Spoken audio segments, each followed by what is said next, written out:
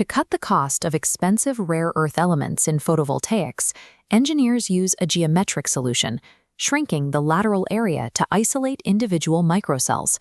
This reduction in surface area works because of a specific thermodynamic loophole. By pairing these tiny cells with optical concentrators, the focused light drives logarithmic gains in open circuit voltage, maintaining high power output with a fraction of the material. But the current industry standard relies on top-down fabrication. Manufacturers deposit a thick, thin film layer across the entire substrate, then use chemical etching or mechanical scribing to carve out the microcells. The precursor materials that the microscale geometry was meant to save end up carved away and wasted in the process. To achieve true zero-waste manufacturing, the industry requires a bottom-up approach.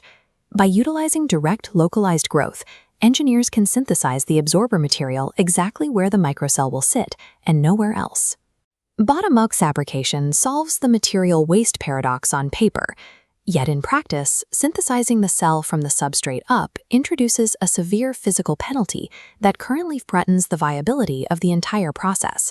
To see exactly how far behind bottom-up methods currently operate, we need to look at the macro-level efficiency data comparing the two manufacturing techniques. Focusing on the green squares in this chart, we establish the baseline efficiency for top-down fabricated microcells. The blue squares and triangles representing bottom-up cells show a massive performance gap. They are physically trapped below a 3% efficiency ceiling under standard illumination. This data gap defines the central engineering tension of modern concentrated photovoltaic design.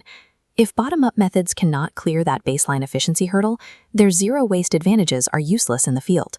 A low absolute efficiency suggests a failure of the bottom-up method. However, a secondary set of metrics proves that the underlying physics of these arrays are functioning perfectly. Panel C measures efficiency gain under concentrated light. The blue bottom-up cells track parallel to the dashed expected behavior line, performing identically relative to their starting position. Panel D isolates voltage gains. Both methods experience the exact same logarithmic gain scaling to 1,000 suns. The concentrator optical physics are mathematically sound. The cells process intense light exactly as they should. This isolates the performance gap entirely to microscopic cell quality, forcing an investigation into how the bottom-up precursors are actually grown. To find the defect, we have to scale down to the atomic level and observe the direct growth of precursor islands from the substrate. The leading technique for placing highly localized deposits is laser-assisted metal organic chemical vapor deposition, or LA-MOCVD. The process relies on a precise Dural trigger. A 1070 nanometer laser heats specific targets on a bare molybdenum substrate to exactly 350 degrees Celsius. Inside the reaction chamber, this localized thermal energy cracks the trimethyl indium gas. Because the gas only breaks down at that exact temperature threshold, indium nucleates strictly where the laser touched the metal. These schematics display the resulting physical geometry, a perfectly spaced 7x7 grid of precursor islands, sitting exactly 750 microns apart. Comparing the physical islands to the original optical laser pattern in Panel C proves the spatial precision of the technique. The grid is flawless. While the spatial geometry of the deposit is optically perfect, it is the internal chemical structure of those individual islands that governs the electrical performance of the final device. To verify the chemical integrity of the deposit, we have to examine the physical cross-section of a finalized copper-indium selenide cell. This image pairs the schematic stack with an SEM cross-section. Overlaying spectroscopy data measures chemical composition by depth. The red copper to selenium line acts as a stable baseline, while the black copper to indium line reveals a severe chemical gradient. Because LA-MOCVD growth is strictly vertical, the material cannot redistribute itself laterally. Any irregularity in the initial indium precursor is locked permanently into the final absorber, generating highly uneven chemical distributions. That severe internal chemical gradient manifests outwardly as a physical morphology that undermines device performance.